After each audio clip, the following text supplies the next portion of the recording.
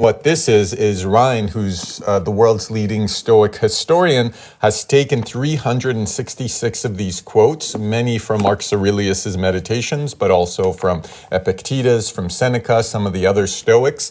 And he's distilled them into these little bite-sized pieces where at the end of each one, on every single day, he gives a little bit of context. So some of these, I'm not sure if we'll see any today, but on some of these passages, you can really tell right away, like, oh, that's really difficult. I don't really know what he meant by that.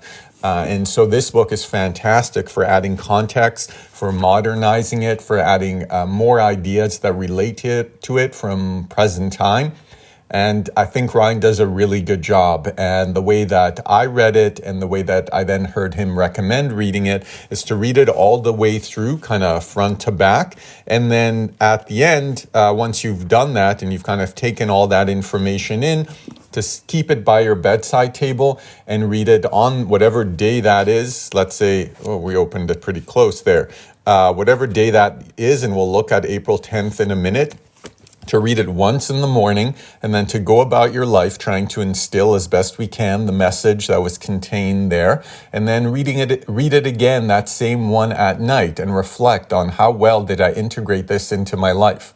And if I did it well, then great, on to the next one. If I did it, if I don't feel I did it that well, then that's okay. It's just something to try and apply again the next day and the day after that and the day after that. This is a long process, but if you do that every single day for the year, as this book is structured, I can guarantee that you will be in a better mental space and emotional space than you were when you started. I think if you do it that way, reading it once in the morning, trying to integrate it into your life, and then once again at night, if you do that for a year, I feel very strongly over the fact that your life will change in some very easily identifiable and measurable ways.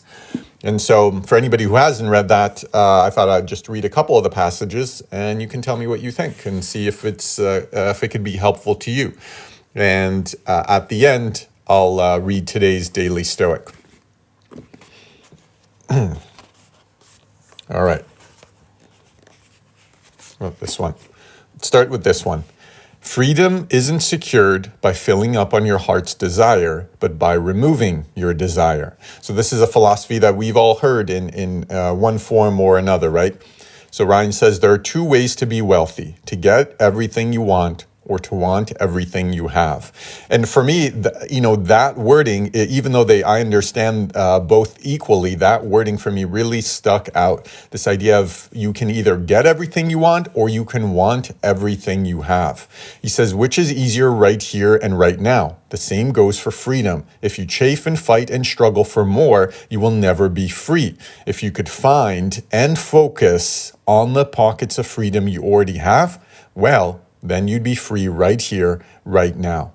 And I love this idea. I love this philosophy of, there's two ways: either to struggle to get what you want, right? The big house, the perfect job, the perfect partner, or we can just bring gratitude to the moment. And if you follow any of the kind of manifestation talk, that's what they believe in as well.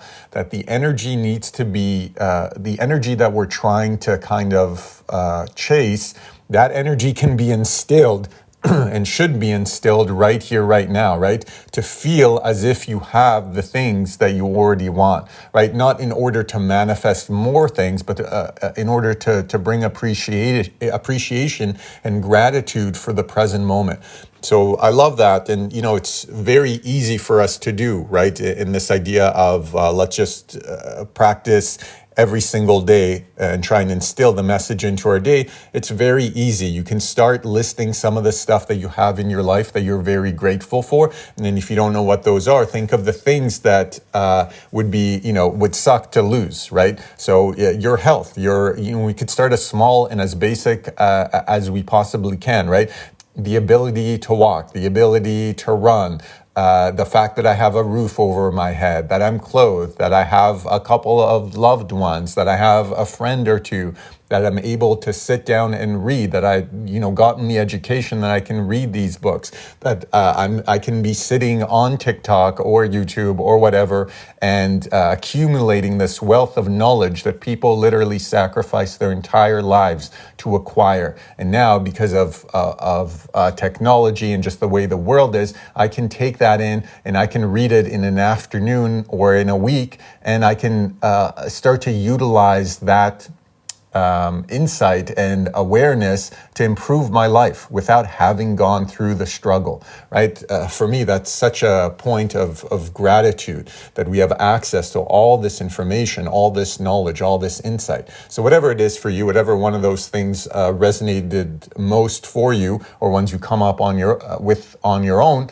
right? Just filling yourself with that gratitude of saying, I know there's things that I want. It's okay for me to pursue things, but at the same time, it's so important for me to bring my gratitude into the present and to just appreciate what is already here in this moment.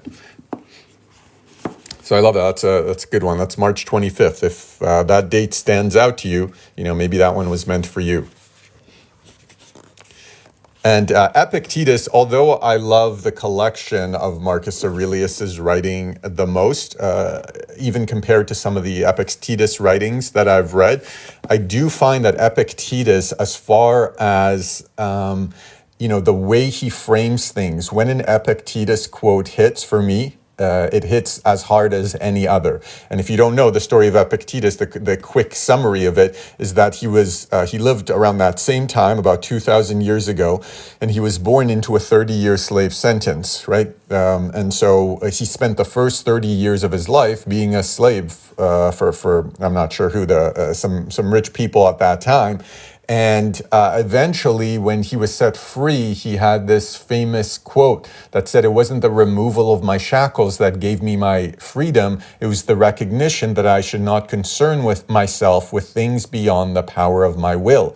Meaning, and we'll look at this is what Epictetus talks about endlessly, meaning that I shouldn't put my attachment into things that I don't control. So whether or not, regardless of where I was born, in what environment, what my current situation is, a lot of that, most of that, almost entirely all of it is outside of my control.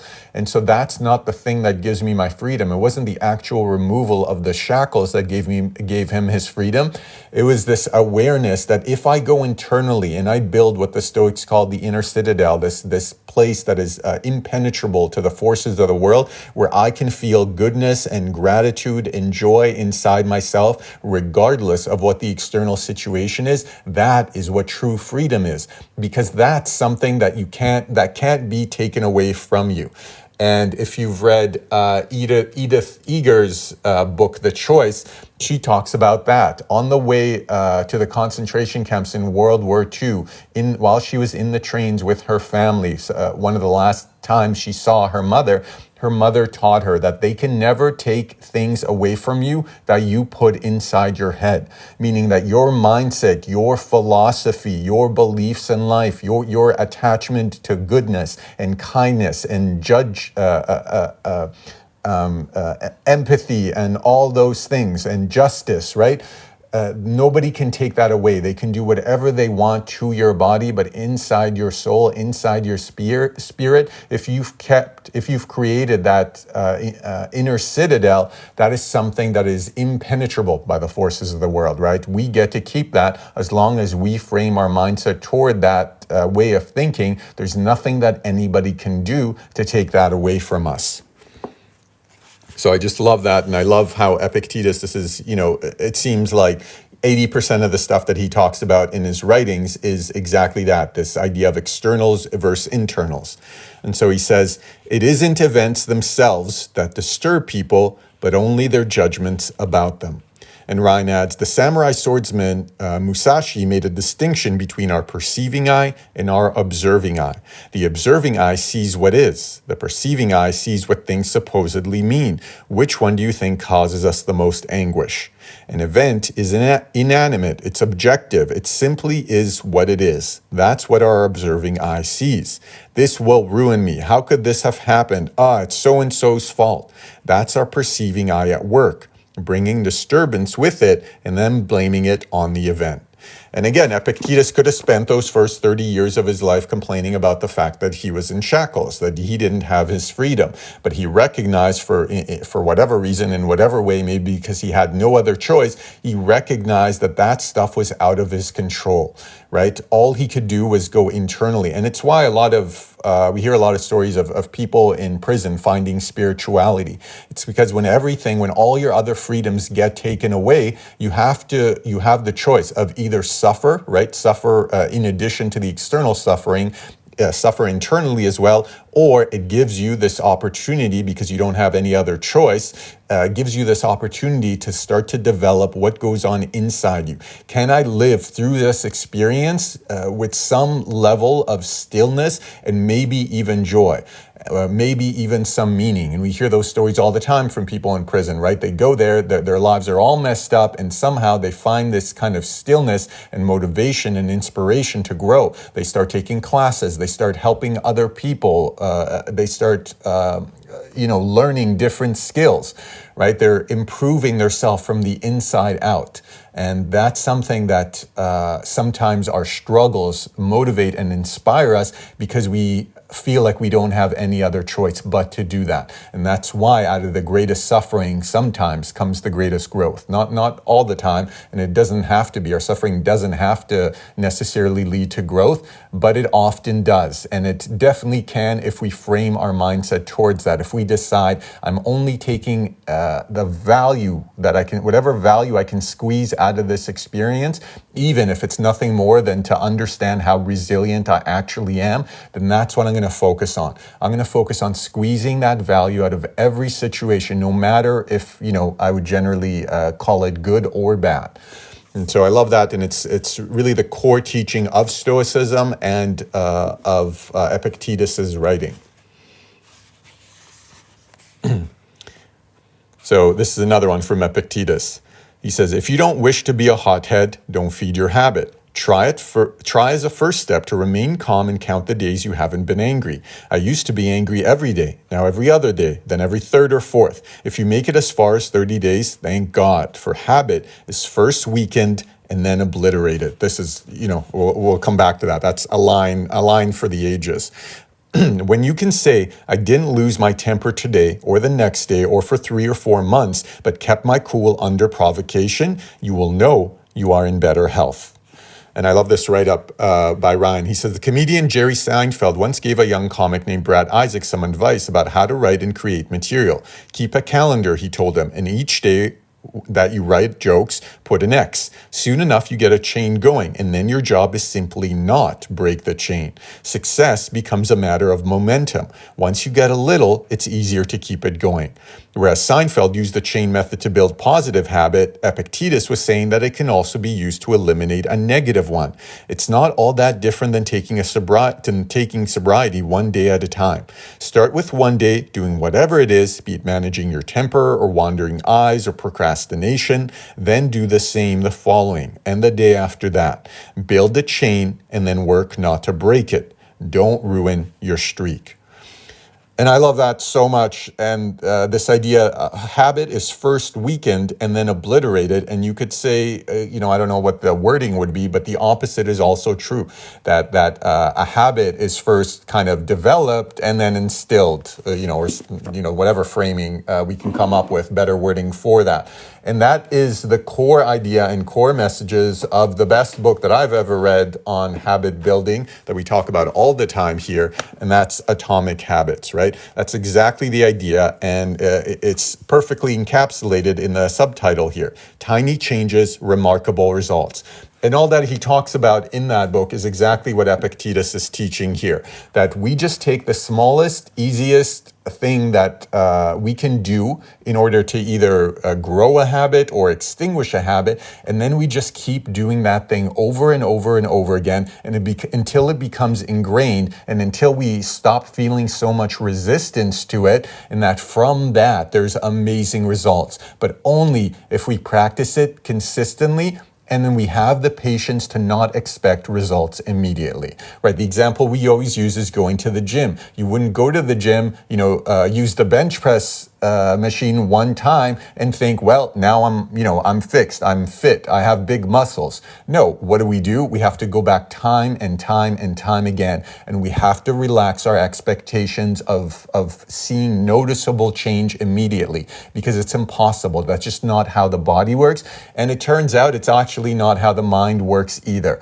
And so whatever it is, whether we're trying to break a habit of over-scrolling, overeating, smoking, or we're trying to instill a good habit of going for a run, of reading more, anything that we do, we want to break it down to its quickest, easiest segment, and then to practice that over and over and over without expectation of results until it becomes ingrained. And so if you want to read more, Atomic Habits says, don't worry so much about the reading, worry about becoming someone who reads. What does that mean? Someone who reads, when they have a couple of minutes to spare, what would they do? They would pull out the book, they would read, even if it's just one page or even just one paragraph. What else they would do? They would carry their book around with them wherever they went, just in case they could find some time. What else would they do? They'd put the books out in places in their house where they would see it, where the place where maybe you'd sit down and watch Netflix or doom scroll, right? If you have a book sitting right there next to you, you might be more motivated to pick it up. And if you're not motivated,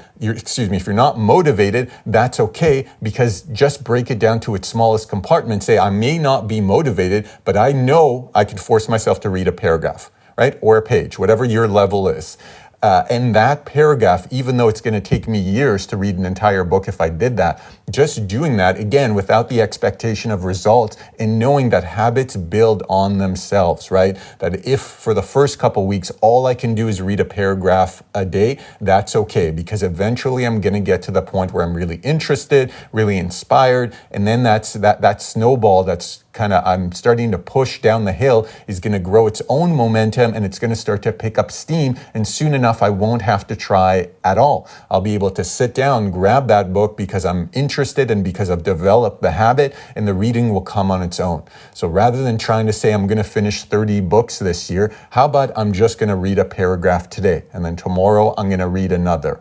Right? And so whether we're trying to build habits or extinguish habits, it's the same philosophy and the same process, right? Little by little. If I'm trying to curb my poor eating habits, maybe today I just try and drink an extra glass of water, or I try and add, one healthy thing to one of my meals, right? Or I pick up an apple one time instead of whatever else I was going to pick up, right? Starting with these little tiny changes, not worrying about the results, and trusting that the process is going to get you to those results much faster and more effectively if you stop expecting too much of yourself and making it too big of a process for the habitual self to take it on, right? So I love that so much. And it's been so effective in just, when applying it to life. Did I already read today's accidentally? I meant to leave it to the end, but I think I read it. Yeah, I did. Okay, we'll go back to the day before, because that's a good one too. I see a comment. It's one of my top 20 books of all time. Yeah, I agree. Fantastic. And works so well with my number one book of all time, Marcus Aurelius' Meditations. Why then are we offended? Why do we complain? This is what we're here for. And this is from Seneca. So Ryan says, no one said life was easy. No one said it would be fair. Don't forget, though, that you come from a long, unbroken line of ancestors who survived unimaginable adversity, difficulty, and struggle. It's their genes and their blood that run through your body right now. Without them, you wouldn't be here. You're an heir to an impressive tradition, and as their viable offspring, you're capable of what they are capable of. You're meant for this, bred for it. Just something to keep in mind if things get tough. And this was so amazing for me to find when I first read it, because I had already been thinking of something to that effect, and I didn't really have the right wording for it. It was just kind of like this sense. And then when I read that, it really all clicked for me, that Every single person that's alive today is kind of the endpoint for now, right, of this lineage of survival. If you think of the unimaginable things, if you try and imagine the unimaginable of all the difficulties, all the struggles, all the resilience, the overcoming, right, step by step, day by day, decade after decade of survival that has led to you being here right now, you realize that inside each of us, there's this warrior spirit and this resilience and this ability to overcome that we ourselves cannot possibly even begin to imagine. If we could only zoom out, if we could only see our past and observe how our ancestors survived time and time again, we would probably be much more inspired. We would probably believe in our abilities much more, but we can't. And so the way to do that is to just recognize the reality of it. We know that had to be the case, right? Nobody has survived, thousands of years without some incredible resilience in their lineage, without beating the odds to almost unimaginable degree.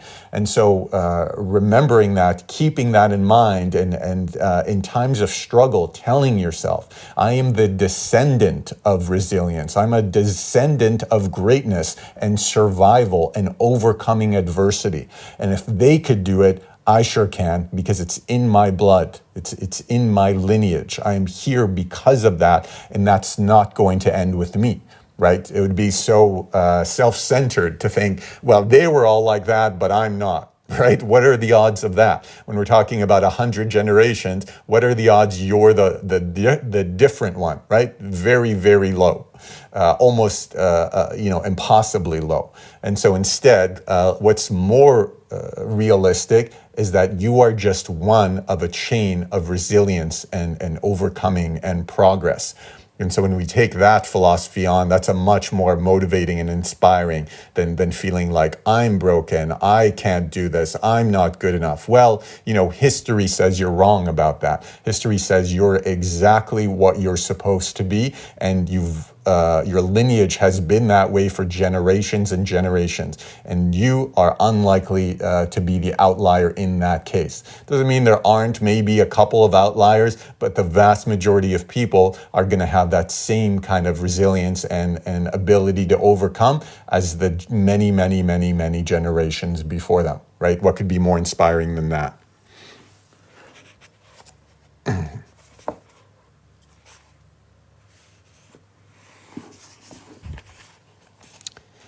I love this here. And maybe, What if someone despises me? Let them see to it. This is again from Marcus Aurelius's Meditations. What if someone despises me? Let them see to it. But I will see to it that I won't be found doing or saying anything contemptible.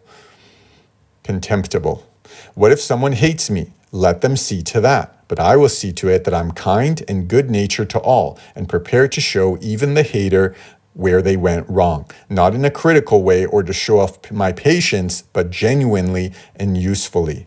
And this is such a powerful line. For one, I don't know the Marcus Aurelius. I wonder if that translates directly to hater. That'd be interesting to know whether that term existed 2,000 years ago, or a Roman version of that. But regardless of that, I really love this part that prepared to show the hater where they went wrong. And when we think of that, let's think of a comment on social media. We kind of the first maybe initial thought is prove them wrong, to kind of show them why they're wrong, or why I'm not what they say they are, or whatever. But the real important part is the second part of that, not in a critical way or to show off my patience. And even this, I thought, wow. So even in this, you think you're being kind of good about it, and you're I can handle anything, but really at its core, when you sink down, it's really to prove that you're better than, right? To prove that, I can't get flustered by your comment. You're just, kind of this mindset of you're a peasant and I'm above it. And he says, no, we don't do it for personal reasons, but we do it genuinely and usefully, right?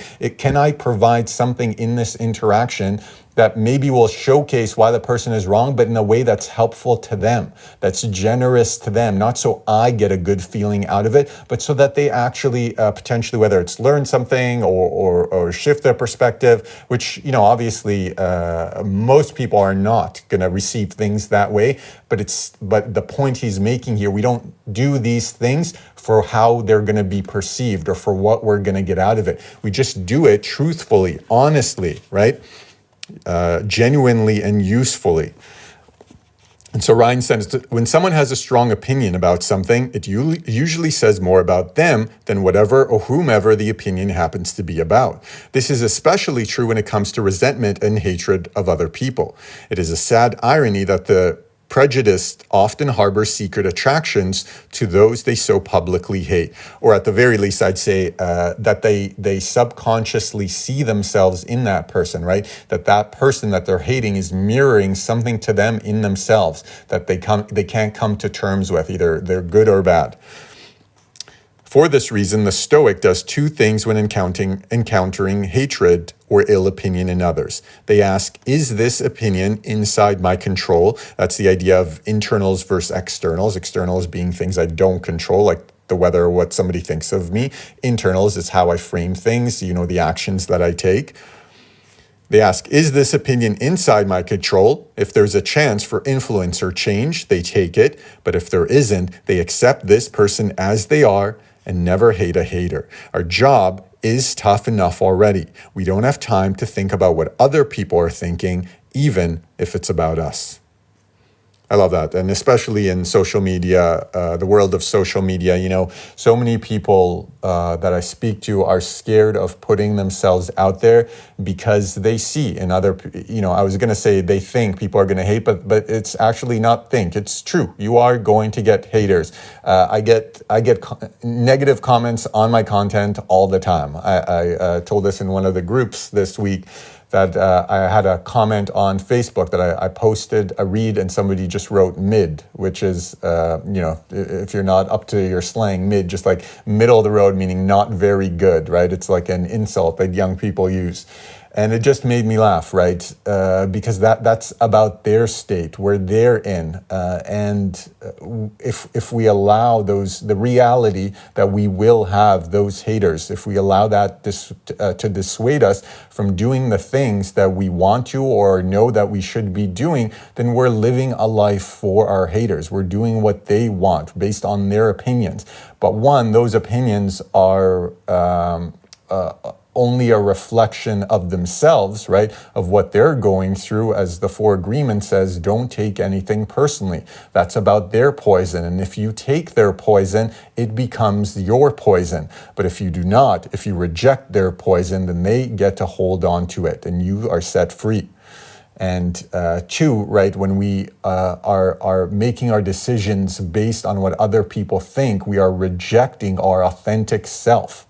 And when we reject our authentic self, we talk about this all the time on this channel. When we reject our authentic self, our body has a way of fighting back against that, usually in the form of illness, chronic pain, disease, right? If you read Gabor Mate's When the Body Says No or The Body Keeps the Score, right? All those books showcase that that's exactly what happens, from a scientific, not a philosophical standpoint, but scientifically, the studies show that the more we reject ourselves, the unhealthier our body becomes. It is a way of our body expelling that poison or trying to get our attention that we're living a life in a way that's not not connected to what our authentic higher self wants. And so if we don't pay attention to that idea ahead of time, then our body's going to force us to through illness and disease.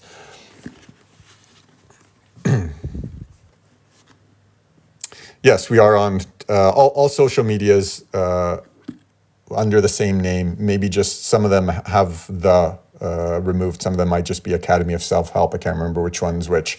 But yeah, essentially the same name. And I'll read yesterday's, because I accidentally read today's already. I'll read yesterday's, and then actually I'm going to hop on YouTube in about 10 minutes and I'll take requests there. So if you want to come, and if you have a specific date that you want me to read, come hop on YouTube, find us there, the Academy of Self-Help, and I'll take some requests there coming up very shortly in about 10 minutes. So we'll end on this from once again from Epictetus. From the very beginning, make ye your practice to say to every harsh impression, you are an impression and not at all what you appear to be. Next, examine and test it by the rules you possess, the first and greatest of which is this, whether it belongs to the thing in our control or not in our control. And if the latter, be prepared to respond, it is nothing to me. And so once again, this idea of externals and internals, that this is the work of Stoicism. If you take nothing else away from Stoicism, take this mindset of when things come into my mind, the very first question I ask is this an internal, meaning I can control it, or is it an external, meaning I do not have full control of it? And if it's the latter, then as he says, respond, it is nothing to me. What is the point? What is the use of worrying whether it's raining or not raining? Do I control the rain? No, right? The way we want to look at it is that whatever that negative feeling that's coming out, that's giving us some message. Hey, reminder, take your umbrella, or you should, wear warmer clothes, or whatever it is, right? To just make a silly example. But worrying about it beyond the usefulness of that worry, whatever value we can squeeze out of that worrying about it beyond it makes absolutely no sense, right? I cannot control the weather, and adding internal suffering to my external suffering has no purpose but to bring me down, right? And so why would I allow my mind to continuously make me suffer about things I don't control, right? If it was an external entity, if you had a friend sitting next to you who was just like nonstop making you feel bad about the weather or what somebody else thinks of you or the fact you didn't get the job, right? How long would you last sitting on the couch next to them? Probably not very long before you'd kick them out or remove yourself from the situation. But we allow our minds to do that exact thing to us day in, day out for months, years, and decades at a time. So at a certain point, we have to make this decision. And Michael Singer talks about this in The Untethered Soul and all the podcasts that he's on. He talks about this idea that we have to decide, I no longer want to spend time with this part of myself, the part of myself that is making me suffer about my suffering. Let me just deal with the external suffering, whatever part of it the universe decides is my fair share. Let me handle that, deal with it as best as I can. But once I've done that, there's no use for me to continue the internal suffering. It does nothing but suck my life energy and push me back from the path that I actually want to be on, which is towards growth and healing and betterment of my life and the life of the people around me.